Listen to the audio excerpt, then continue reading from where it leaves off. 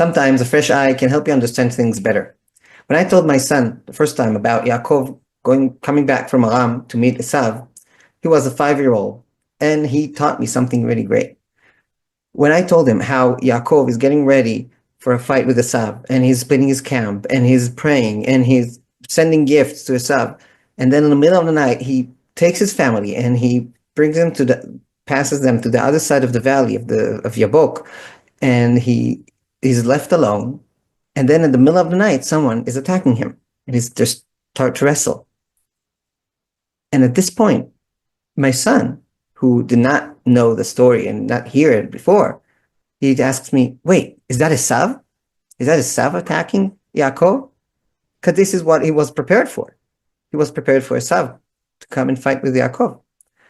And after I heard that, I was thinking, wait, it does sound like Eisav is attacking Yaakov here. And maybe Yaakov thought so too. Yaakov is not seeing the man's face, right? It's the middle of the night.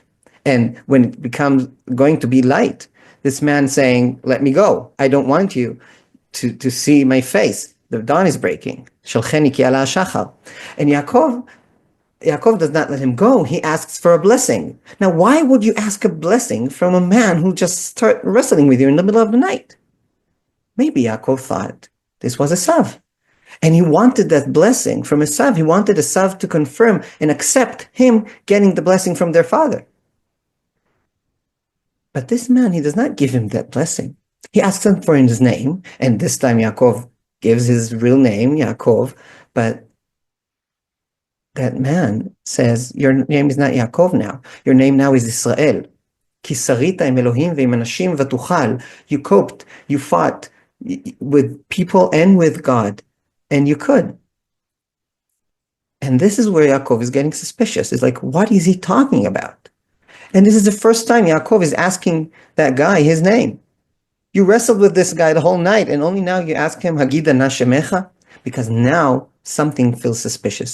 And the angel tells him, "You don't need to know my name." And he's giving them that blessing, a different blessing. And he leaves. And this is where Yaakov understands that it was not Eisav, but a divinity. And this is, so he calls the place Peniel, ki raiti Elohim panim al panim, v'tinatzel nafshi. He did not understand it until then.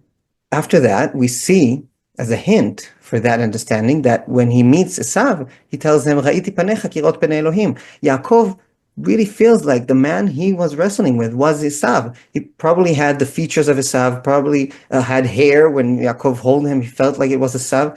And he tells Eisav, "The man that I fought, the divinity that I fought at night, was really similar to you." So why does Yaakov need to fight with a divinity that looks like Eisav, with Saro shel Eisav, as Chazal say? I think this shows us the whole story that happens here was something in the mind, in the head of Yaakov. The whole preparation for a war that didn't happen. Eisav came and hugged him and kissed him.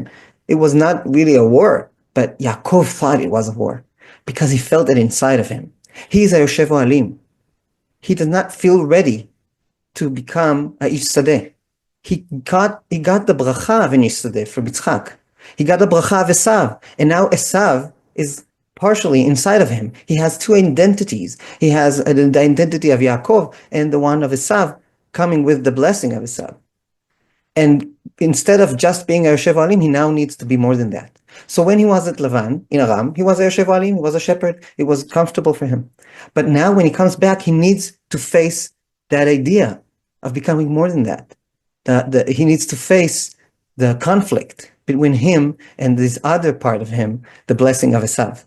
In the middle of the night, when he's alone, this is where the conflict inside of him becomes real and gets out and becomes something that he fights with the divinity, with the Saro shel Eisav that comes from himself, and he needs to cope with that. And only after that night, when he sees that he can somehow mend those two identities. He can work together with it. He can fight it back and become one with it.